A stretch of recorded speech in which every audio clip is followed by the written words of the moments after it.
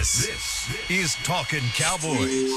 Streaming live from the Dallas Cowboys World Headquarters at the Star in Frisco. First down. Jason Witten is in the end zone. Buried, sacked by Lawrence. Prescott keeps it, and he bangs it in for the touchdown. Here are Mickey Spagnola, Brian Broaddus, Rob Phillips, and Taylor Stern.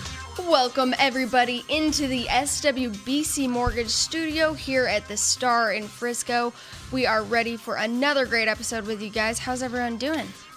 God, it feels like we haven't done this in a while, doesn't it? Kinda, yeah. It hasn't been, though. To me, you get in such a rhythm. You know, That's we haven't true. had that in a while, and then we're sitting there thinking, okay, now we got OTAs, about to get into that rhythm. So That's what's different. that's what's different. Football Yeah. is back. Yeah. It's Football is back. How are you doing, Mickey? It was back last week. here. I mean, Vet's back. Rookie mini camp, right? Yeah, Yeah. that's what you call that. They had meetings on the field. That was cool. Yeah, Meetings, you're right. There are owners' meetings going on this week in Atlanta, as Yeah. well as the OTAs starting today here for the guys, the full first team activity for them to all get underway, and we'll have media availability tomorrow. right. But this is the first thing going on this week, which I wanted to get into some things that will help understand what this team will look like in 2018. Mm-hmm. You know, there's a lot of change. A lot happened this offseason. Of course, different releases, retirements, the rookie class. So I want to pose a few questions to you guys and see what you think will be answered during the OTAs. And Mickey, doing his due diligence, was just kind of, you know, using our surroundings Veteran here at the reporter. Star and checking out what's going on. And I think you actually got to my first question before you realized it when you walked in here. He said, I was looking to see who would replace Dez, kind of being around the different locker room and different things. Yeah. So, Mickey, the question I have for you is, who do you think during this OTAs in the locker room might be that stepping up, you know, void fill-in for the leadership and passion presence that, of course, Jason Witten and Dez Bryant have? I have no clue. They got helmets on out there, by the way. Yeah. I was looking to see who was going to be the last one out of the locker room Yeah. because Dez was usually the last guy out of the locker room so he can make his entrance sort of the way Michael Irvin used to do back in the day. Yeah. And they were still trickling out when it was time to get going here. So I was kind of looking for 83. Yeah. Seeing if he's around. Well, he's been rehabbing, so Yeah. we may not see a lot of him. Yeah. this That's, Well, he wasn't going to take part in the Right. in the drills, but I thought maybe he'd be out there unless he's trying to paint that light pole that he supposedly hit. let me ask you this though. I mean, her question though. 83 a leader for you then? Hitting light poles? No, because he doesn't have the personality to do it. Yeah. And he's not in the locker room that much anyway, so you got to go search and find him in the first place. Sure. It's not going to happen until they start playing games, until they start getting into training camp. I mean, who's going to, as a wide receiver, who's going to step up and talk? Other than Beasley was always there, right? Sure. Yeah. All right. Hearns got to earn his way. Right. Thompson got to earn his way. Gallup got to earn his way. I know Tavon Austin was here immediately after the draft weekend. He was here that Monday. And I'd be curious to see how his personality is going to mesh with this group. You know, he looks, at least from the social media aspect of what he's posted and put out there, looks like he's got a, you know, vibrant personality.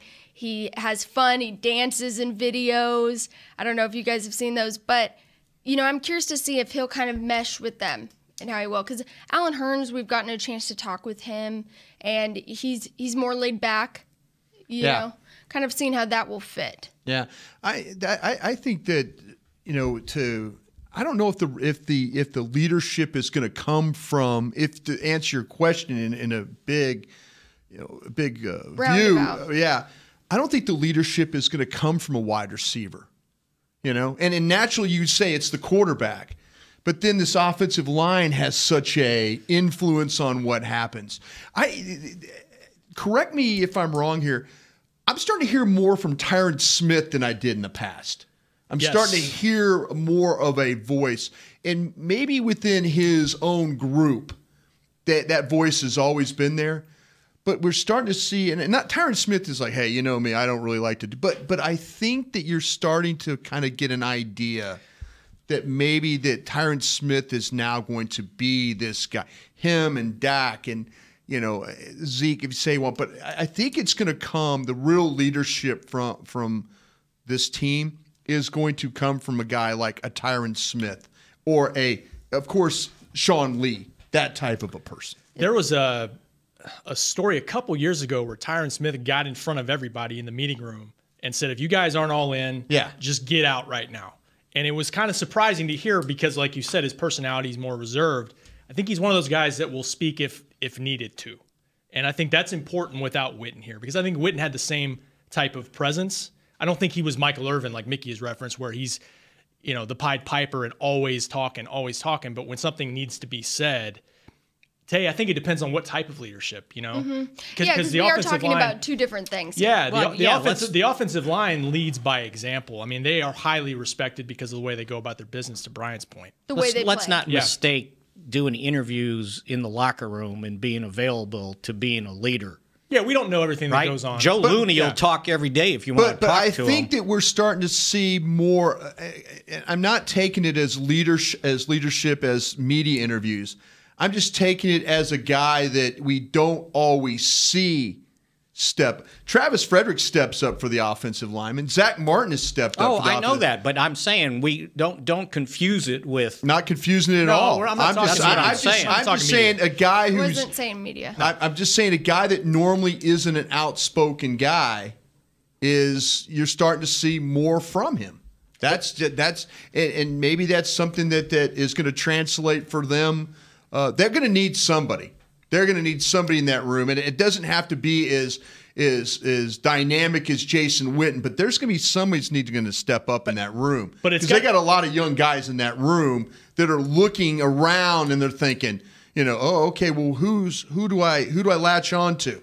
Who's my guy? Who's Yeah, and you better find that. The main point of this is that this is the first time that the rookies and veterans are really mixing together on the football field, interacting, learning things. It's pretty funny. I was talking to someone who works in football operations last week. I said, "Oh, these rookies are so excited to do so much." And he goes, "Yeah, they haven't been around the vets yet." Yeah. He goes, "Just wait until they're around the vets in a couple days, and you'll see how things change pretty quickly." How Connor Williams gets used to working with that group of offensive linemen. Exactly, because you're coming from a different system. College is so much different than the professional level, and understanding that once you get around these guys, you might just tailor your personality a little bit differently. Well, I think they did a good thing of having those rookies out there watching the strength and conditioning workouts since they've been here. Absolutely. 2 weeks? Yep. They didn't do anything. They watched, and then they came out later in the afternoon and did their strength and conditioning work. But they had them all out there standing and watching what was going on, so they understood, okay, this is the way we practice, this is the drills we do, and I think that helps kind of get them moved into, because those young guys, some of them are going to be starstruck when they sit there and they line up. Yeah, but let's be honest here, though. There's a lot of veterans that are in the same boat. We got a whole new group of coaches out there, too. Right. These drills and the way things are going to be taught are different. I mean, those veteran guys are thinking, okay, Sanjay Lau's drills, I've never run around a pole here and had to sink my hips, and Derek Dooley did it this way. I mean, there's drills that they're having to learn. I mean, there's actually some, excuse me, Rob, there's even footing in a lot of it. The experience is great, but the experience with these coaches is pretty equal for all these guys. I want to watch Chris Richard with the young secondary guys more than anything. Yeah. Yes, absolutely. Yeah. That's another thing that we definitely need to talk about. But I think, Mickey, you brought up the rookies getting starstruck, but some of these rookies also have the ability, we brought up Terrence Williams, maybe not practicing or participating with the foot rehab. They have an opportunity here in these OTAs to at least show flashes. Cam Kelly has been a name of an undrafted rookie that people keep throwing around, that he has an opportunity during these OTAs to prove his, spot on this team. They're going to have somebody make this team that's an undrafted rookie, Tay. You're absolutely right about that. They always do. Yeah. It might be 2, it might be 3 guys. That's the great thing about they do a great job with their undrafted class. But you mentioned Cam Kelly. Yes. There's guys that now have a fresh start. There's some guys that maybe the previous coaching staff. And the kid White, I always bring him up, the corner that they drafted Marquez White from Florida State. In the old system he might not been as valued as he is now because of the way he physically looks. He has the talent on the practice squad basically the whole year. He now has a fresh start with the way this current coaching staff is. You have to see a guy like Jordan Lewis. Maybe Chris Richard's opinion of Byron Jones is, I saw a corner all the way here.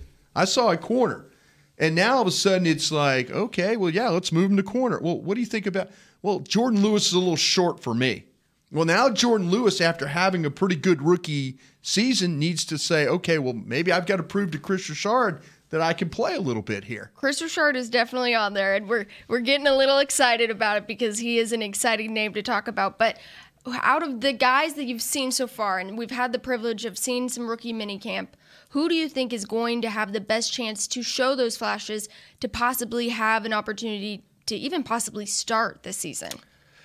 I think Gallup has an opportunity right off the bat. Michael Gallup, third-round pick, to get some extra reps, because I don't think we're going to see Terrence Williams in the offseason. You're not going to see him till training. No, not at all. I wouldn't think so. So, hey, Ryan Switzer, not here anymore, had an opportunity in the offseason to get some extra reps, get kind of ahead of the game. I think that's a chance for him. I think when everybody's healthy, I would predict Allen Hurns and Terrence Williams as your starting receivers. But what happens midway through the season? Maybe Gallup has a chance to get a head start and continue developing to the point where maybe he's a starter by midseason. See, the key thing with all these new coaches is everybody's going to be out there trying to impress their new boss. No doubt. So no one's going to feel like they just got grandfathered into their start. Now, obviously, the guys on the offensive line, the 3 Pro Bowlers, they're pretty secure in their position. But just think back to when you were a kid and you got a new coach or you went to a new team. You tried a little harder because you wanted to prove yourself and make sure they saw who you were. It's one of the reasons they tailed back the work in rookie minicamp, because the guys weren't ready physically and they didn't want them going 200% to try to impress Chris Richard. Just kind of let him ease in, The name that I'm looking to see out there is Leighton Vander Esch. You're going to get 3 starters out of this group.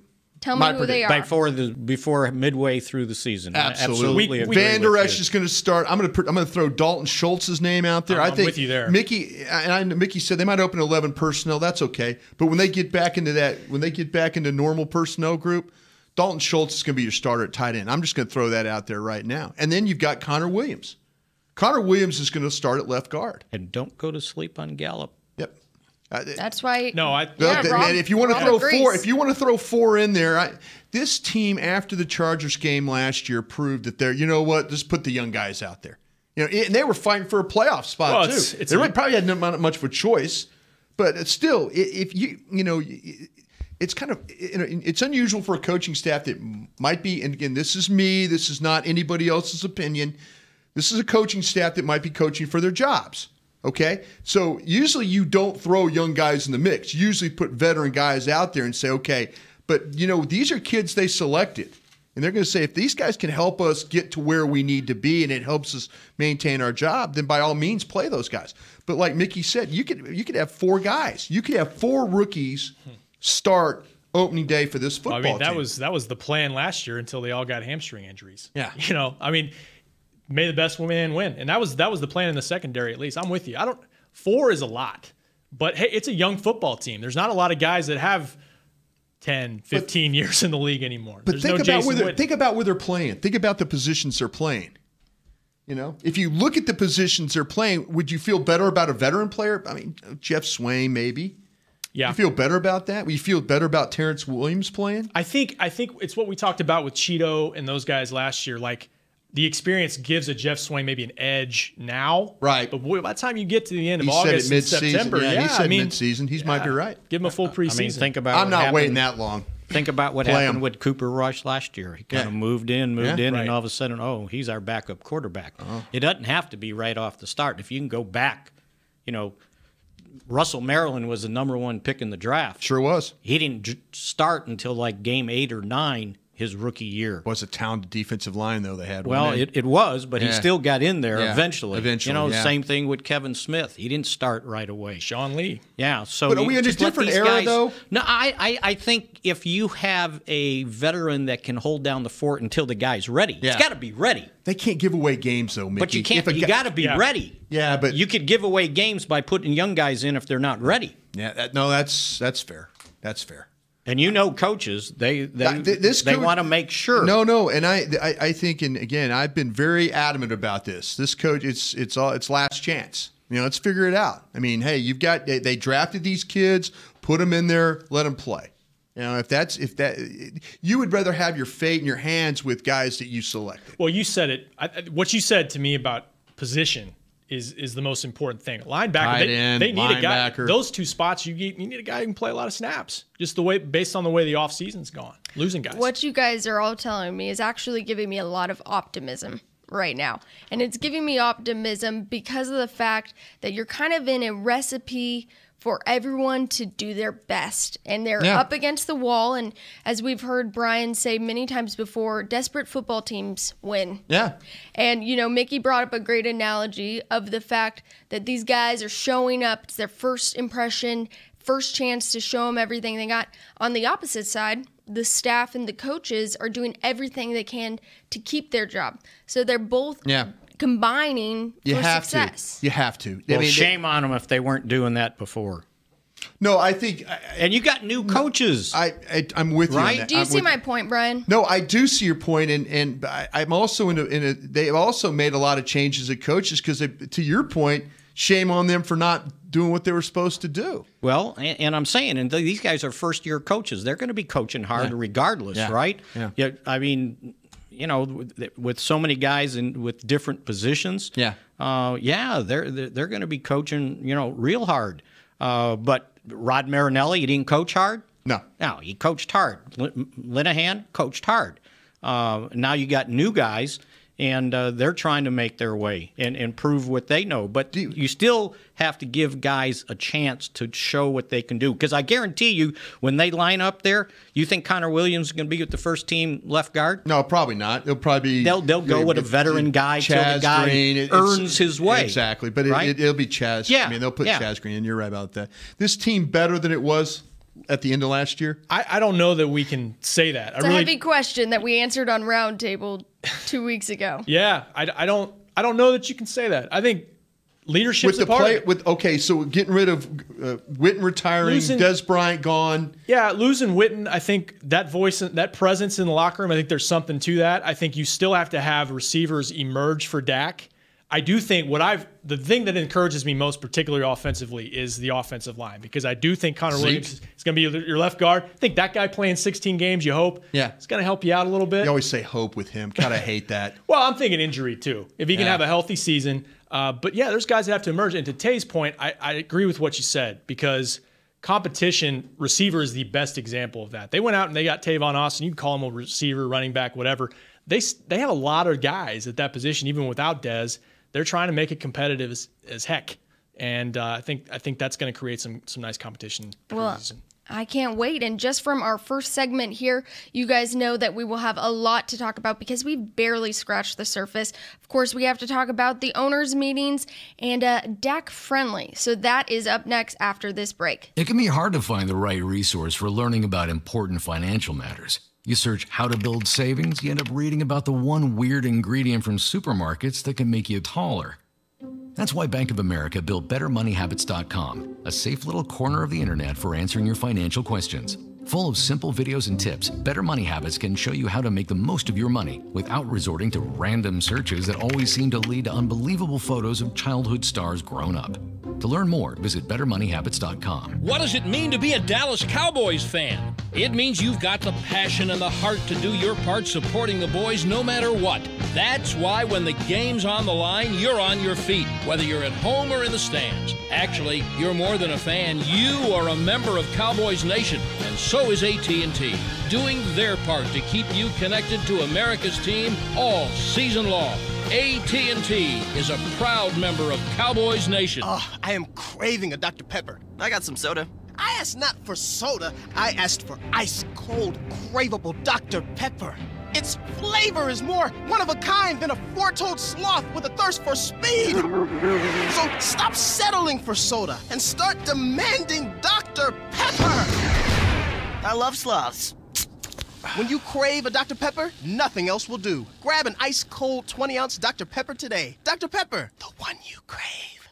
To work this big land, you need equipment with values rooted as deep in Texas soil as you are. Like John Deere compact tractors with a 6-year powertrain warranty and big features that help you work less so you have more time to do what you love. John Deere was first in the Texas fields, and we're proud to be on the field as the official ag and turf equipment of the Dallas Cowboys. Find Texas-sized deals at myjohndeeredealer.com/football. Terms, conditions, exclusions, and warranty limitations apply. See dealer for details. Families and fans of all ages are invited to step into the NFL Draft experience presented by Oikos 000. This free football celebration features player appearances, photo opportunities with the Lombardi Trophy, and more, all taking place at AT&T Stadium in Arlington, Texas, April 26th through 28th. Plus, more fans than ever before will get the chance to be inside the theater to see selections made live. Register now at NFL.com/FanMobilePass and check in at NFL Draft Experience to be part of the action. This is Talkin Cowboys. Crunch time is when you've got to stay cool, especially here in late May. And nobody's better at keeping you cool under pressure than Tommy John underwear. Fabrics that keep germs and perspiration, Brian, at bay. That means no discomfort, no adjustment. Tommy John, no adjustment needed. Shop exclusive Cowboys underwear at TommyJohn.com/Cowboys for 20% off your first order. No germs? No germs. Or perspiration. It's over. Both of them. Yeah. Freedom where it counts. Yeah. Yes. All right. We are back here, and the guys are talking OTAs, everything that is happening on the football field. They're back out there one step closer to the 2018 season. And while we've been in the offseason, we've been talking a lot about what this Dak-friendly term really means. We've heard it thrown around, different people trying to understand it. Well, we heard from Dak last Wednesday at the Reliant Energy Home Run Derby. He was speaking to the fact that it's not really Dak-friendly. He said it's Cowboys-friendly. Yeah. It's Cowboys-friendly. So different understandings, interpretations of the phrasing. I know, Rob, you've spoken to the owners at different meetings and different things like that about how they feel about it. Yeah. What do you think? I think it's we talked about it in the break. I think it's a dumb term. I really do. I think it's because it goes back. Jerry came up with it sort of, but he said it 10 years ago about Romo. When he said it, it made a lot of sense. And I think it's a general term because we're talking about two different quarterbacks now. So what does that mean? It means that you put your quarterback in the best situation possible. Every team tries to do that. So I thought Scott Linehan, talking to him about a week ago, he's about the nicest guy you'll meet, but he was pretty sarcastic about it too. He said, that's a fun narrative. Oh, we got a sarcastic teammate too. That's a fun narrative term. And it is. I mean, you want to build an offensive line around your quarterback, good, solid, dependable receivers, solid running game. Every team's trying to do that. So, right. but obviously they have a lot invested in Dak. He's their guy. So clearly that's what they're trying to do. But don't you think that it's a fair thing that they've said and talked about? Because you look around the league, and I've heard you guys even mention it. There are certain teams that when they do kind of put everything around their franchise quarterback, things seem to fall in place. Going 13-3 in 2016? Yeah. You had a quarterback over his first 24 games in the league that had a 102.3 quarterback rating. So what wasn't friendly over the first 24 games of his career?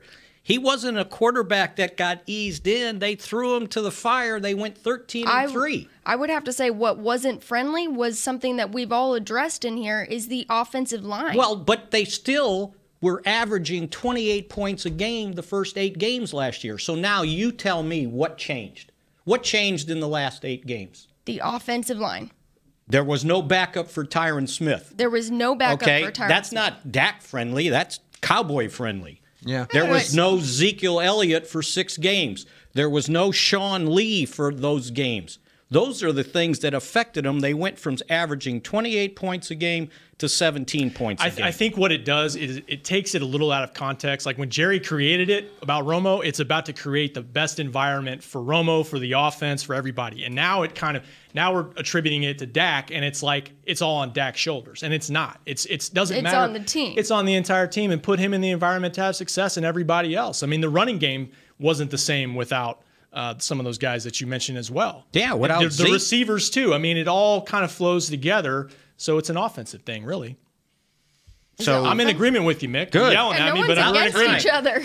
I mean, well, if the owner and general manager would have come out and said a Cowboy-friendly thing, I think then we all would have agreed to that. That's what the whole idea. When we were trying to do the autopsy on the season, what were the various things we were talking about? Again, offensive line. You talked about. I was talking about Cole Beasley. Not getting. I mean, there's things. Sean Lee. Everybody had an idea of what the problems were here, and they always say, "Oh, make it friendly for the quarterback." No, make it friendly for the team.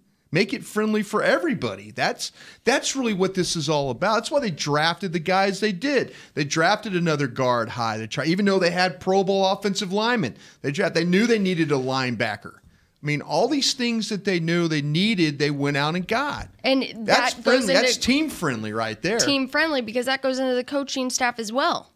They knew they needed to make those changes in certain coaching areas, and they did that as well. So that's a full team. Yeah, well, that's you're absolutely right. It feeds into this narrative that, sophomore slump for Dak. What can we do to make him better? Well, it's not just all about him. We saw that. You got to have Zeke on the field for 16 games. You got to have somebody replace Tyron Smith if needed. I mean, it's not just Dak. Yeah. And that's the narrative that I think it kind of rubs people the wrong way. And that's not the way it was intended when it was created, I don't know, 2008, 2009. Yeah. That's when Jerry said Romo friendly. It applies to everything. I think it's great, though, that Dak Prescott is not buying into that. Well, I mean, he's always going to be – it's about the team. With him, his success is always going to be about the team. But I think Mickey's right. I mean, I do. I mean, I don't think things have changed for him and what he's trying to do and how he's prepping for these games and getting ready. I think the players around him affect how he plays. But you could say that about anybody. Sure. You could say about any quarterback in the National Football League. It is. It's about the team. How can I get better offensive linemen? How can I have a better running game? How can I have better offensive play calling? These are all things that factor into the success of the quarterback. If you don't have one or two or three of these things, your quarterback is going to get replaced every single year. That's why it's just reality. I chuckle a little bit of people who say, well, everything has to be perfect for And then Dak. you look at the Eagles. Right. Everything's pretty perfect for Nick Foles. And, I mean, taking over for a guy who was the starter and an all-pro type guy, you got to have the pieces around you. Now, does Dak need to get better? Absolutely. He's talked about it. He needs to, pretty much everything. Accuracy, footwork, all that stuff. That's part of being a third-year quarterback who's, 24 years old? And staying off his back. Yeah. Do you realize he was sacked 32 times last year? No question. 22 were in the last 8 games. No question. That means 10 in the first 8 games. What happened? Yeah.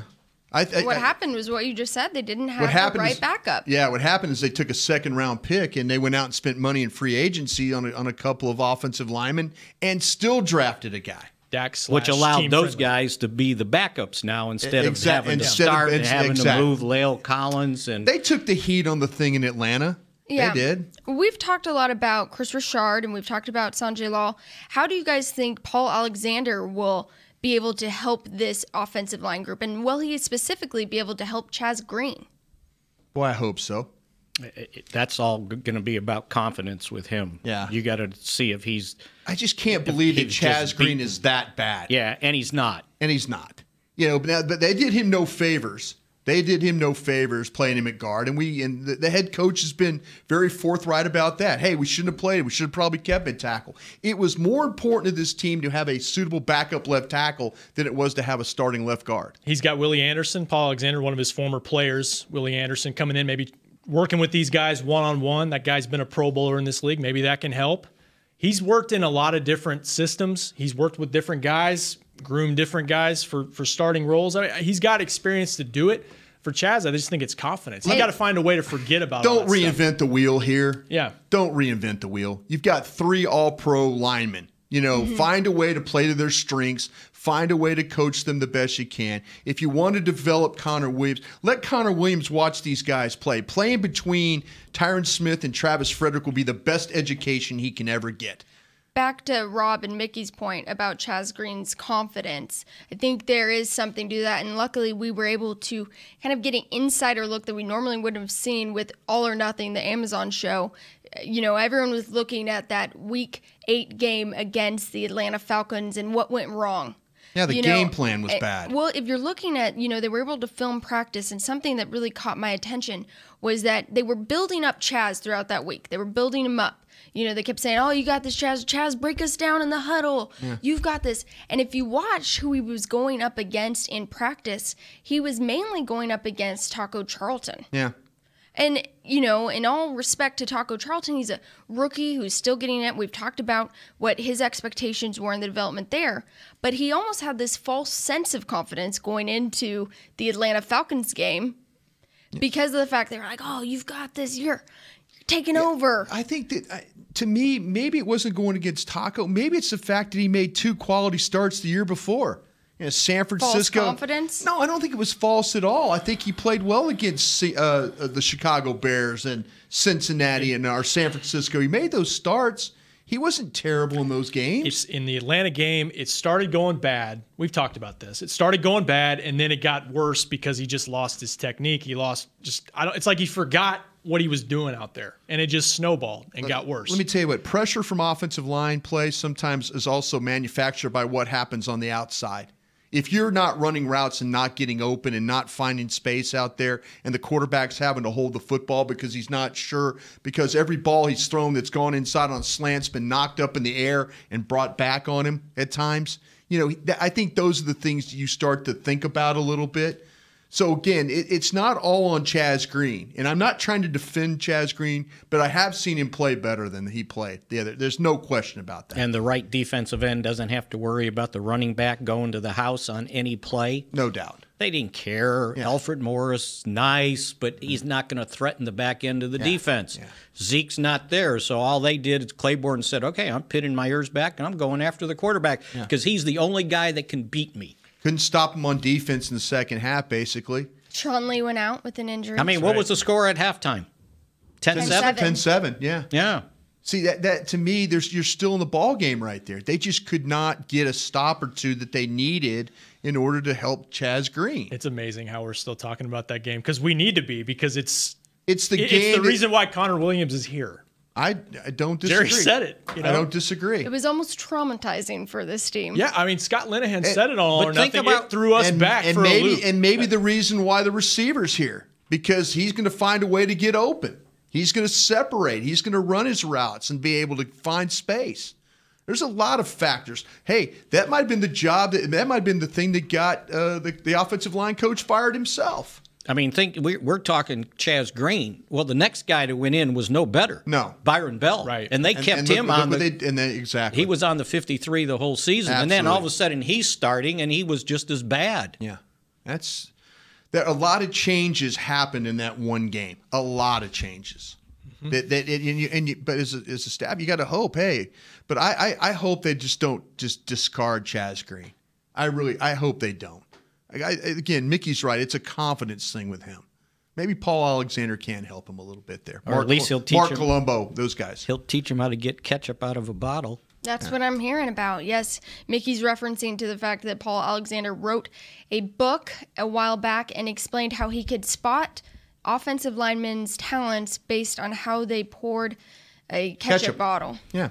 You know why? It's smarts. It takes smarts to pour ketchup. I love it. That's what it is. You don't have to be a He-Man to keep pounding on the bottom. You have to figure out how to get the air out of the bottle so the ketchup comes out. Technique. That's technique. So you squeeze at the 57, huh? Fundamentals. I'm glad you brought up Willie Anderson because I don't know if you saw his tweet that was going around last week of him. He filmed Tyron Smith out there. He said, I love watching this guy do sets. He's just an absolute pro. And, I mean, you really don't see Tyron doing that too frequently, but hopefully Willie gets these guys kind of out of their comfort zones. I'll tell you what, I was impressed. I mean, we talk a little bit about Willie Anderson, but I was impressed.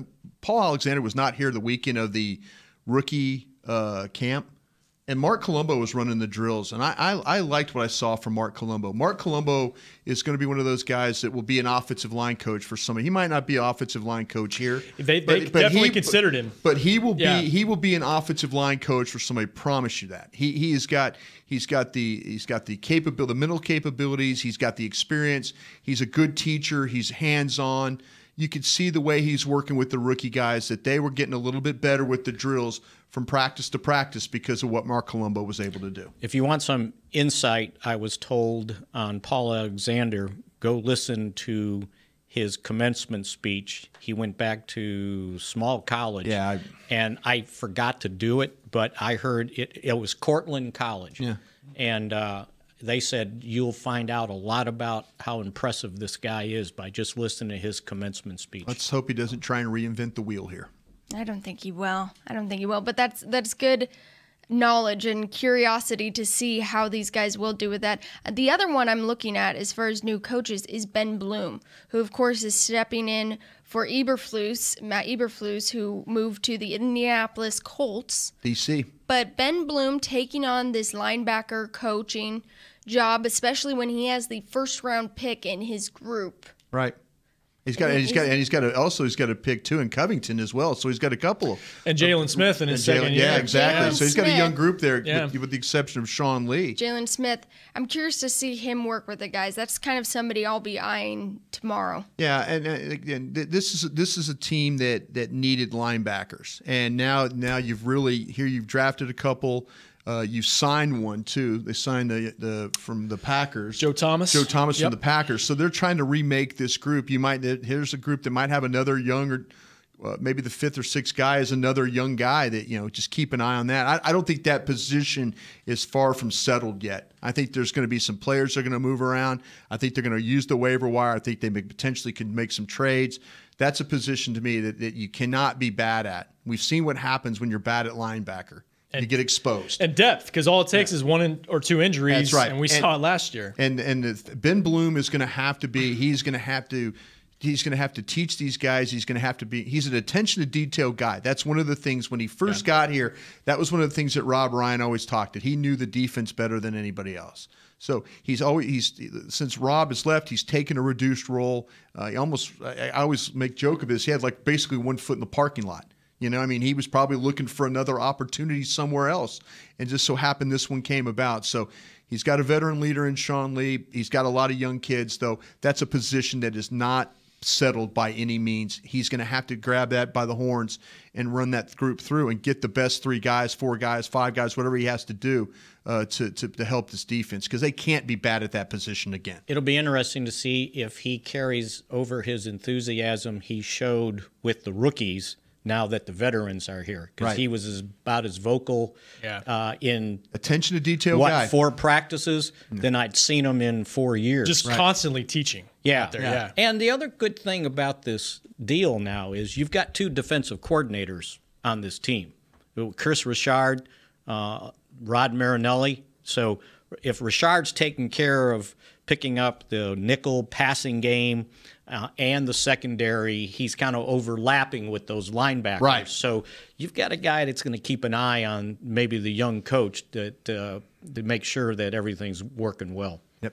Yes, very true. All right, well, we are going to take our final break here on Talkin Cowboys. When we come back, we will have Rob's Twitter poll talking about depth concerns. So if you haven't voted, poll. If you haven't voted, make sure you do that during our break right now. Make this Cowboys fans know that the second best of anything simply won't cut it, and your skincare should be no different. A longtime locker room favorite of the players and the official men's skincare brand of the Dallas Cowboys, Dallas-based Jack Black is the #1 best-selling men's skincare brand in the country because we make products that help guys look, smell, and feel better. Visit getjackblack.com/cowboys to get $10 off your first order of $50 or more. Jack Black. Look good, smell good, feel good. Official men's skincare brand of the Dallas Cowboys. Star Sports Tours is the only official fan travel partner of the Dallas Cowboys, offering exclusive game weekend travel packages with sideline access and photo ops with current players, alumni, and cheerleaders. That's not all, though. You'll get to talk X's and O's with Senior Director of Player Personnel Will McClay, and of course with yours truly, me, Brian Broaddus. You can trust the official fan travel partner of the Dallas Cowboys, and with us, you'll travel like a pro. Visit cowboystravel.com to book your travel package today. Before there was a draft, you could size up a cowboy by 3 simple factors: the crease in his hat, the bend of his brim, and his unbending attitude. A man's Stetson didn't just protect him from what life threw at him, it projected a rugged, unstoppable spirit. Stetson hats are still American-made with pride right here in Texas. They're still the unofficial crown of all self-respecting cowboys, and Stetson is proud to be on the field with America's team. Find a retailer nearest you at stetson.com/cowboys. What does it mean to be a Dallas Cowboys fan? It means you've got the passion and the heart to do your part supporting the boys no matter what. That's why when the game's on the line, you're on your feet, whether you're at home or in the stands. Actually, you're more than a fan. You are a member of Cowboys Nation, and so is AT&T, doing their part to keep you connected to America's team all season long. AT&T is a proud member of Cowboys Nation. This is Talkin Cowboys. Oh, what about Papa John's Pizza? Should we talk about that? We should. Absolutely. Why not? Because we know that Papa John's tastes so great because of the ingredients, like those veggies, fresh, old, never frozen, and the pepperoni, 100% pork and beef. And with ingredients like that, you have better pizza, and it's got to be Papa John's. There you go. Thank you, Mickey. Yes, we are back here for our final segment of Talkin Cowboys today. And without further ado, of course, Rob's Twitter poll that we look forward to in our last segment every week. What's today's? You got time to vote real quick? Is the voting close? It's close. Will my You're one done. vote make a difference? No. Okay. Every vote Because you never counts. vote for anything that we Did you vote today in the primaries? No, I did not. Okay. You got till 7 o'clock. Okay, thank you. Appreciate that. Yeah. Well, you're out of time. Nice drop, Doug. Appreciate that. All right, you said last segment, you asked me, are the Cowboys better? Yeah. It's remained to be seen for me. Uh-huh. You think so. Oh, yeah. But there are some questions on this roster. So my question today, which position concerns you, depth-wise, that they still have questions about? And I got 4 options for you. Defensive tackle, Malik Collins out right now.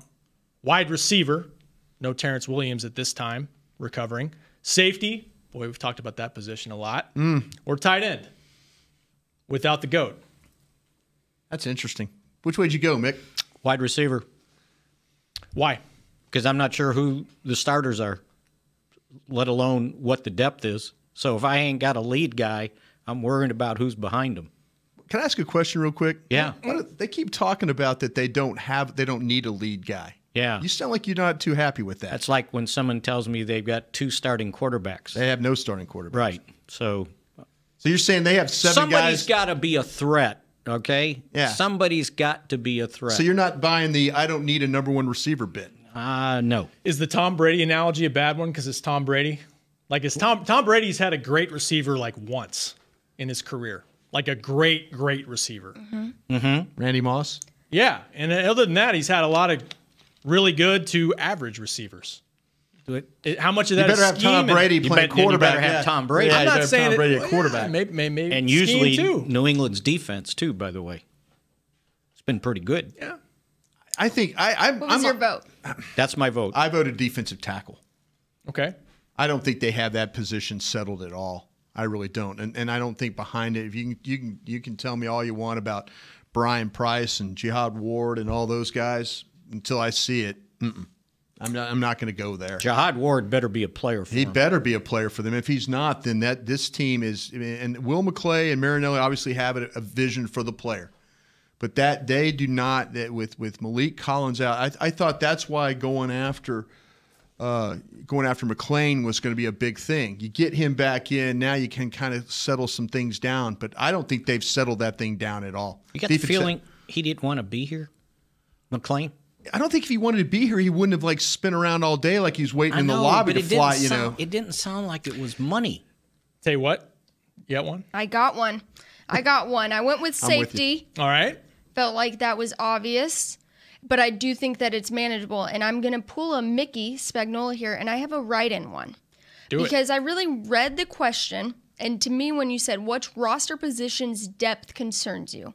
I think at this point, this is a 90-man roster we're working with. Yeah. And that will be the case until September 9th when they open at Carolina. Right. But when I was reading this, the guy that kind of concerns me that, hopefully in the offseason he's had a chance to recuperate and get back to the guy we know and love, and that's Dan Bailey. Ooh. The kicker position depth currently does concern me because of the fact that what we saw at the end of last season was not the Dan Bailey, the Pro Bowl Dan Bailey that I felt like we had seen in years before. Fair. Of course, he's been dealing with that ailing back. Mm-hmm. But I wonder in the offseason, we talk about these guys getting extra reps, getting things doing. Dan Bailey is notorious for being here at the Star, for recovering. Yeah, he's an award winner, rehabbing. no doubt. Yeah. But the one thing that does kind of concern me is that his loved coach, Rich Bisaccia, is now out at Oakland coaching for the Raiders. I know he loves Keith O'Quinn, the guy who is now the special teams coordinator. But Dan Bailey, will he be able to come back from last year's injuries, have the confidence? Because you talk about confidence in players. There's no one player on that team that needs more confidence than Dan Bailey. Yeah, that's a good one. I like that, right? I talked to him a couple weeks ago at an event, and he said getting healthy, getting back in a rhythm, feeling good. So, but once we get out there, we'll have to see. I think it kind of snowballed on him a little bit too. Just being out of rhythm. I think he came back pretty much healthy, but it's like a golf swing, that kicking deal, and it can kind of go south mentally at times. I think that might have been something that had to do with him. That's a good write-in. We all have different votes. I like that. Yeah, I don't always do that. I got tight end. I said when you got 9 total catches among your tight end group, all by Jeff Swaim. There's a concern? Yeah, a little bit. And I think Dalton Schultz is going to be a good player. I think Jeff Swaim is an underrated guy, but you got to have somebody step up there. Who won? Safety, 51%. I'm with the people. Everybody else was around 15%. I'm with the people. There's, by the way, there's one position with no depth whatsoever. What's that? Quarterback. Well, it's depending they drafted a guy. Depending on Yeah, but there's no depth. You know what? I'm not as down. You're not saying you're down. No, I'm not saying I'm down, but I'm saying I think you're gonna like Mike White, and I might. You like Mike White, but is he ready to go in at the drop of a hat with no practice all week? You're all about that veteran backup. I didn't say veteran. I just said somebody proven. You asked depth. There's no depth. 2 years ago, you would have said the same thing about Dak Prescott, wouldn't you? No, yeah, he surprised me. Yeah. You I say think that Mike White's a better player. That's okay. Me. I evaluate. But Dak didn't have to be the backup. Yeah. He got to practice, right? All week, all the rest of the offseason. He surprised me at that Rams game. All the preseasons. How much work do you think Mike White's going to get? Oh, if they're smart, they throw him out there quite a bit. All right. You said proven, Mickey, and I like that phrase. Who is proven out there that could be a possibility for the Cowboys? Is there anybody out there available to free I don't know that you want to waste money on a veteran, but I'm just saying the question was depth. And there's no depth. I think they've decided we traded draft pick for Matt Castle. We invested in Mark Sanchez. Where did that get us? We might as well. Jerry's not expecting, I don't think, every guy they invest in, a young guy, to be Dak Prescott. But you might as well invest in a young guy and hope that your development can turn him into something as opposed to a guy who's probably on the downside of his career. I think they're done with that. How much does Kellen Moore help in this instance of the fact that he was literally on the 53-man roster last season? Now he's in the role as quarterback coach, and he's having to kind of give those mental reps to these guys because, of course, it's a lot different than the Romo Wednesdays that those other veteran quarterbacks you mentioned were able to benefit from. It's a good name. We didn't even mention Kellen as far as coaches, yeah. Kellen Moore being there to kind of help these guys, and I like what Mickey said, prove themselves worthy of being behind Dak Prescott. I think where Kellen Moore helps is he could be the buffer between the offensive coaches and the quarterbacks. That if Mike White has a problem, if Cooper Rush has a problem, even if Dak Prescott has a problem, he can go into those players can go into Kellen Moore and say, hey, listen, this is my issue. This is the problem I'm having. Then you have Kellen Moore, and I've sat in these staff meetings before where you have the buffer coaches that come in and they kind of explain to everybody, hey, this guy has this issue. And we start talking about cutting guys. Like translators. Yeah, almost. exactly. Kellen Moore will be able to translate. It's easier for someone, a quarterback or any position, to walk into a coach and say, hey, listen, this is my issue, instead of going into Scott Linehan's office or going into the head coach's office. It's easier for him just to walk into the position coach and say, hey, I'm having a problem here, and we need to think. I like this as part of the game plan. I don't think this is going to work as part of the game plan. So I think that's where Kellen Moore, at least his first year, he's going to be that buffer that helps the quarterbacks as a group if they're having issues, and being able to be on the field to kind of, as Scott and Jason and those guys are coaching guys up, then you'll see, Kellen will have the game plan or the practice sheet in his hand, and he'll be walking them through, okay, hey, look for this, look for this, look for this. I think that's where he's going to be the most helpful. That's a huge benefit. I think that's a great advantage he can add to this team. Yeah. Well, yeah. So safety, huh? I just, that's what won? Yes, big. See, like what was 51%? See, people are still dreaming about getting that guy from Seattle. That's their dream. Earl Thomas hangover? Yeah, they're still dreaming about that. They really are. They just, and we've talked about it. We talked about it on the draft show leading up. We thought they were going to trade for more. They were trying to move up. No, they were moving up for Armstrong in the draft. So, they obviously feel like that the guys they got. And I just think this is going to be initially the OTAs and then into training camp. And if it doesn't work out the way they think it's going to work out, then I think you could see them making a deal. I really do. I don't think they're going to go into this thing. They're going to let these young guys fail. They're going to let, for now, Xavier Woods. They're going to let Xavier Woods fail. Mickey's talked about what's happened, potentially would happen with Byron Jones. If the things don't work out for Byron Jones, you could bring him back to safety. I think that's kind of their little bit of their ace in their hole.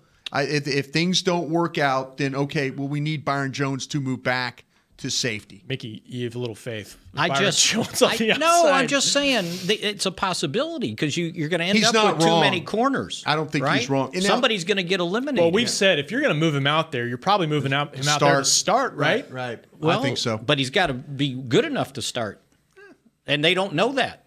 What did he start? 4 games at corner as a rookie? And he hadn't played there since? He's played 44 games at safety now. If they want him inside, that's a different story. Then somebody's got to start on the outside. My point on the safety thing is, and I'm not minimizing the safety position, and I think if you have a good one, it really helps you. A ton. But I don't think any team has ever finished the season and said, you know what, if I just had a better safety, I would have made the playoffs. Am I right? I think if you use that as an excuse. Not an excuse.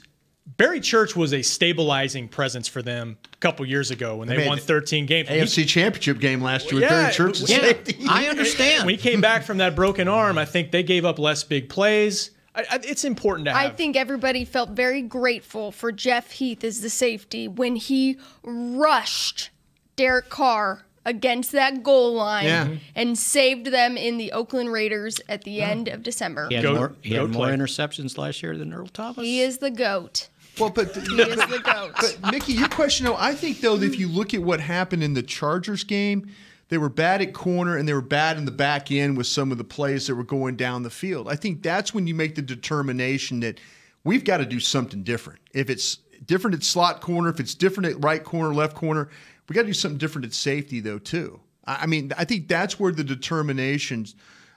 Personally, I think if Connor Williams wasn't on the board at 50, they would have made the pick. They would have traded for Earl Thomas. I do believe that with my heart. But they thought more of Connor Williams than they did Earl Thomas. I'm just hoping that poor Byron Jones can figure it out this year, going into his 4th season. I got a chance to talk to him in the offseason, and I said, everyone's talking about where you're going to be playing again. He goes, I just wish I could go into an off season and know where I'm playing. And it was funny because we were around some other people, and he goes, it's like if you're a pilot and they keep telling you, okay, you're the best pilot, go fly the plane, but you're also a great personality, you could be a great flight attendant, go do this. Well, eventually the plane's going to crash because you don't figure out who's the pilot and who's the flight attendant. Yeah. And so that's how he feels right now, is that he doesn't know how he is going to be best utilized on this team. Well, they picked up his option, though, too. That's a pretty big commitment right there to saying, okay, we're going to try and figure it out. Yeah. Whatever, if you're the pilot or the stewardess, we're going to figure out which one you are by picking up his option. I wonder if there is some confidence that he can get from having a guy like Richard come in who has a track record, Legion of Boom. I know what I'm looking for. I scouted you at UConn coming out of the draft as a corner. I know exactly how to use you. Maybe he's going to trust in that, and we'll see how it goes. My understanding is they're going to play the technique at the corner in man differently from inside hip to outside hip or outside hip to inside hip, which may be more conducive for him playing on the outside. Yeah. Hey, he knew what he was the last 2 years. He was a safety. Right. And they moved him into the slot, right? So, and the problem to me was when he went into the slot, because Orlando Scandrick didn't want to play, then you got Kayvon Frazier deep and single safety. Right. That can't happen again. No. You know, it's got to either be Jeff Heath or Xavier Woods. Yeah. But again, they needed Xavier Woods to go into the slot. See, I don't know what Xavier Woods is with this organization. He's been bouncing around since he got here. You're right. I don't quite know what his, will he, you've got a couple of guys that potentially could be slot corners when you talk about Lewis, Brown. Xavier Woods was your slot corner the last 5 games of the season. Right. Where does his role now? Is he going to be a true free safety? I don't know if you play him down. I don't know if he's physical enough to play down in the box area. I think Heath plays down. Xavier Woods is at free safety. Yeah. And then Lewis and Anthony Brown are your slot guys. But you talk to people in the organization, they'll tell you, though, they like Jeff Heath playing deep where he can break on ball, where he can run.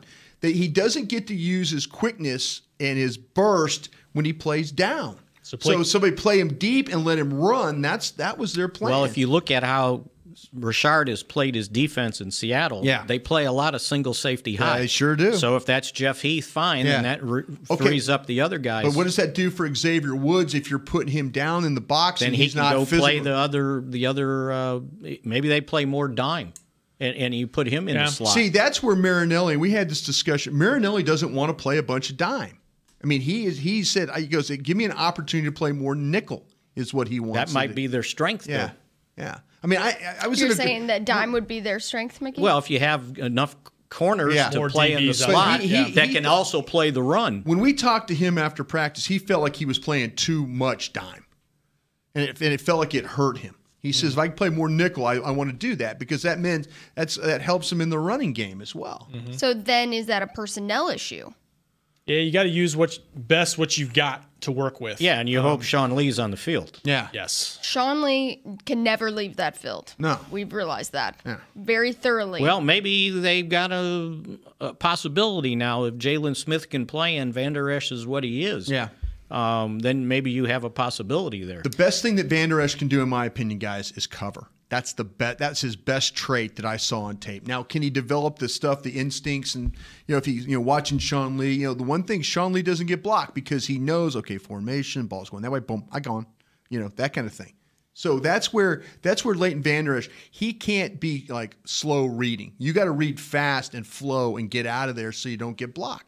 If you can maintain that ability, you can maintain that separation, then you're going to make a lot of plays. I'm feeling very happy to see the foot brace off of Jalen Smith as well. So yes, we'll see how long that lasts. But if that's a step in the right direction, I mean, when Heavy he was hitting brace, when he was hitting in that home run derby, he didn't have any problems planting his left foot and swinging. So that's a good sign. So we'll see. But again, it's getting back to playing football. Yeah.